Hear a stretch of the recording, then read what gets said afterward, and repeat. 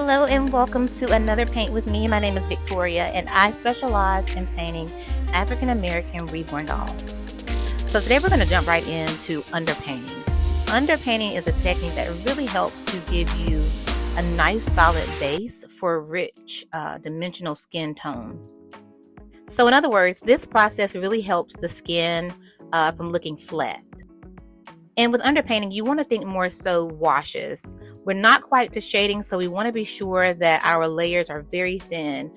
It's very subtle, and it might not look like much in the beginning, but trust me, this process is very crucial to the end result because honestly and truthfully, if underpainting is done right, you can truly see the end from the beginning, because what you're doing is you are structuring how you want the shadows to fall, where you want the highlights to be placed.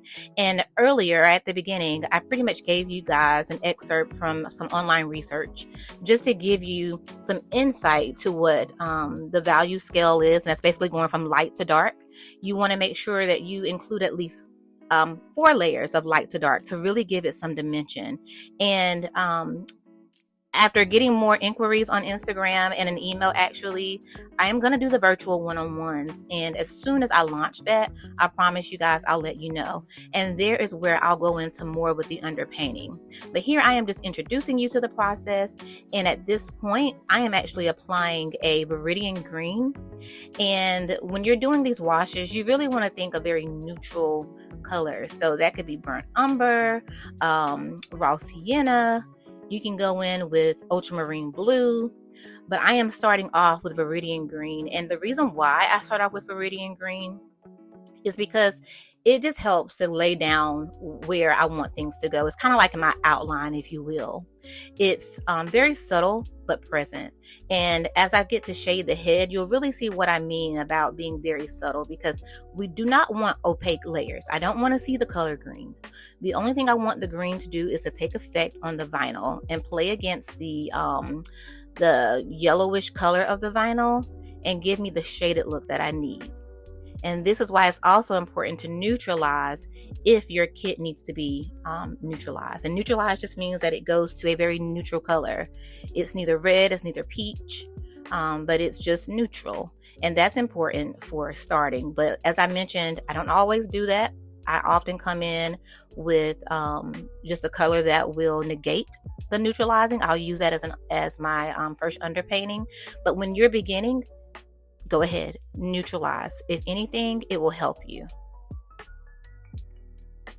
And one other important thing that I want to point out is that value is our goal, not the color. As I mentioned, we're not trying to get a green finish. We just want value. So I want to do this to where maybe the forehead is light, and then as I gradually shade, it gets darker.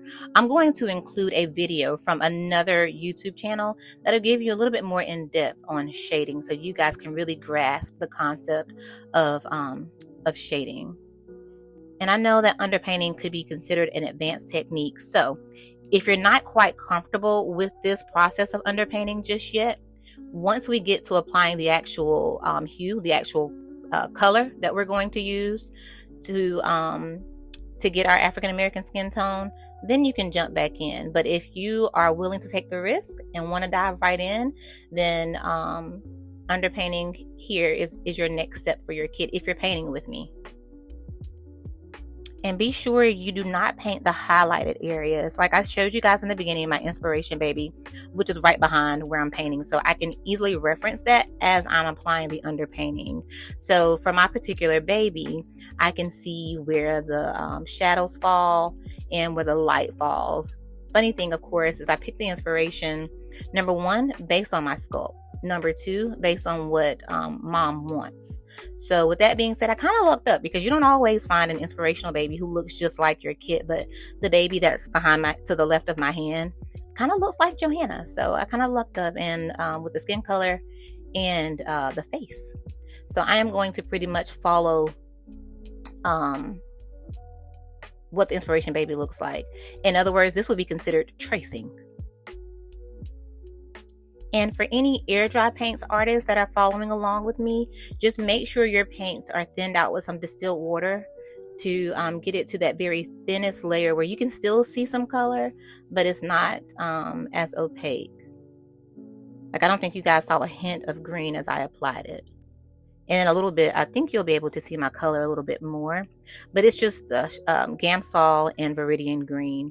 And I just applied it with a very fine point detailed brush to get into the shaded areas around the eyes and around the lips. And then I went in with a flat brush for the head, the larger surface. And then, of course, I pounced it off with a cosmetic wedge. And I'm going to let this flash cure, because when I'm doing underpainting, I don't bake in between each layer. And I learned that from Sue Ellen. Forgive me if I mispronounce her last name, but I think it's Taormina. I'm so sorry if I mispronounce her name. But she is an artist who does an exceptional job with teaching you primary method. She's on Patreon. Her subscription is about $10 a month, I believe. And you will have access to her entire library of tutorials, how to do the primary method. She even does African American, or I think she says ethnic, but she even has tutorials on those. So if you're not familiar with her process, please check her out, because she really goes in depth and she is in real time. There isn't any edits from what I can tell. And it's just a wealth of information over there. So as I'm beginning to shade my first arm, I am just working on the creases as well, because I also use this underpainting technique within the creases. You'll notice that whenever I applied the paint, the sheer paint, that I did it with nice even strokes, because I want to eliminate any type of unevenness or leaving any type of streaks of paint. And this process is done with many, many layers, depending on the overall color that you're trying to achieve. In the end is what will determine the colors you use for your underpainting. So possibly you want to do burnt sienna, or you want to use ultramarine blue, or you want to use burnt umber. Again, I'll get into those things more so with the one-on-one. I strongly encourage you guys to, if you're really passionate about this and you really want to soar in making Reborn dolls. I know I'm not where I want to be, but I am constantly a student. You want to research, you want to expose yourself to more painting. I encourage you to take any type of color theory classes, maybe at a local tech school. You can find a wealth of information on YouTube about different techniques when applying underpainting, because there's more than one way to skin a cat, right?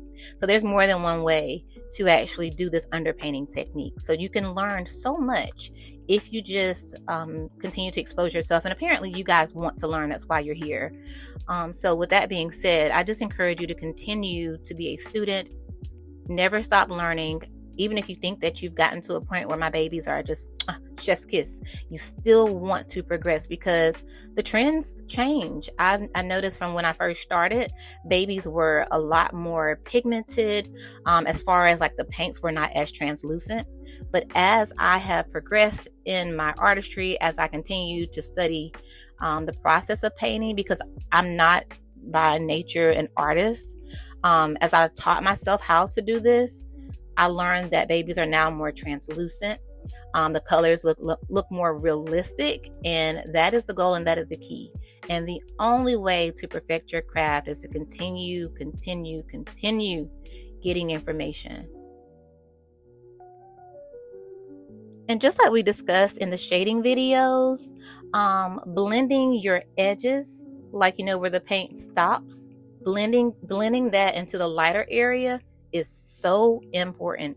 It's just as important here as it is with your shading, because think about it. You want to have a gradient in your shading. You want it to go from light to dark. And the only way to do that is to do a very good job in your blending. So for instance, at the very bottom of your paint would be lighter. And as you like, if we look at the very top of this shoulder, so to speak, wait till we get up there. This is the very first layer that we're doing. So the very bottom of it is going to be lighter, but you'll start to apply more paint in the middle, and then even more layers of paint at the top. Because again, we're going from light to dark, and we want to have at least 4 layers, or first, excuse me, 4 different values of light to dark in order to show that true dimension. Value is what gives us that depth and the dimension that we need. And again, I am not baking. I do at least 3 layers without baking. Um, so make sure it is fully like air dry before you apply the next layer. Otherwise, you're just moving paint around and then it becomes muddy and messy. And be sure to check your underpainting in different forms of lighting. So you might want to look at this in natural light. Then you could look at it in your workshop lights or your room lights, wherever you are painting. But you want to be sure that the most important light that matters is the daylight, because that's going to be the color that you get in its natural form, right? Because we don't necessarily, like for instance, in my workshop, I have a daylight um, lamp above my desk area. And so I noticed that, and you probably noticed it too in my last video, the doll looks different under that light compared to the light that's, from the sun, from the natural light. So you want to be sure that you're looking at your doll in 2 different forms of light to be sure. So from this point, I'm going to pretty much let you guys just watch, because I am just repeating this process through all the limbs. And again, this is the very first layer of my underpainting. So just watch along, and then I'll check back in with you guys whenever we switch over to vein blue.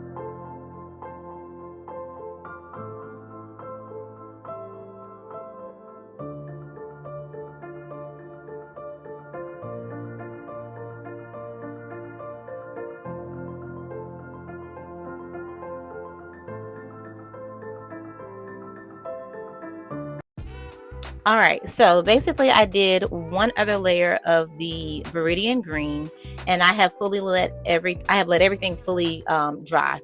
So now we're switching over to the vein blue. I just cut out a little bit of that mixing process because it's just vein blue and Gamsol. It's a wash. So I'm going in now with this thinner brush, the same exact steps, you guys, just a different color. I am deepening the underpainting. That's all I'm doing. And then what I'll end up doing is about 3 layers of this.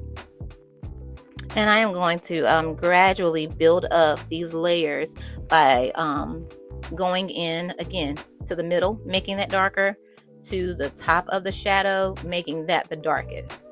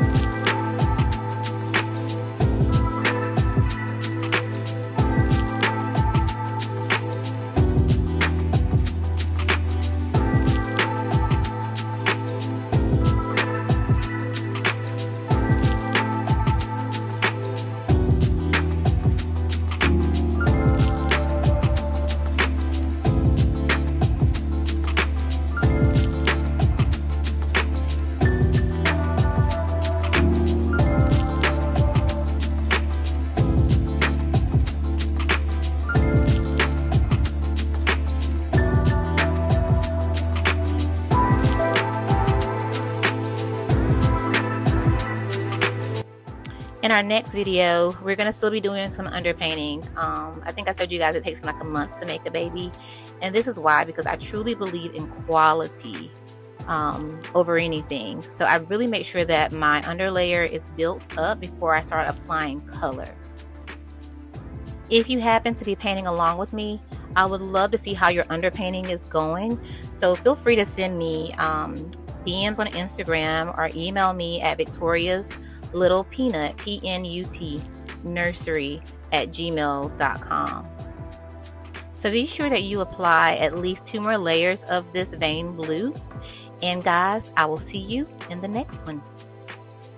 On your way out, don't forget to like and subscribe, and feel free to leave a comment.